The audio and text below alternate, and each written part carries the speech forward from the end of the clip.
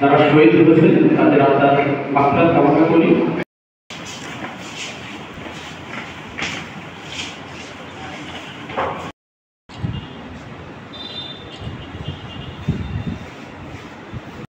আপনারাই ভালো জানেন যে বাংলাদেশের সবচেয়ে বড় কোথায়, সুতরাং আমাদের আগ্রহের সঙ্গে এই কারণে মূলত এখানে প্রশাসনের সঙ্গে বসা, সেই সাথে পরবর্তীতে রাজনীতি করা আসলে কঠিন হয়ে গেছে। কারণ এখন আপনারা যে পদক্ষেপ নেন না কেন, পদে পদে সাধারণ জনগণ এবং ছাত্র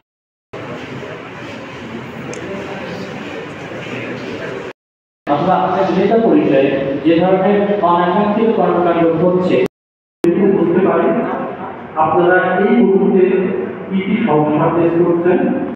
বাংলাদেশ সম্পর্কে অন্তর্বর্তীকালীন সরকার কিংবা বৈষম্যবিরোধী ছাত্র আন্দোলন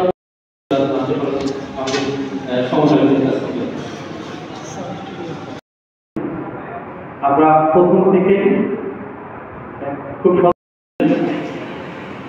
সারা বাংলাদেশের মতোই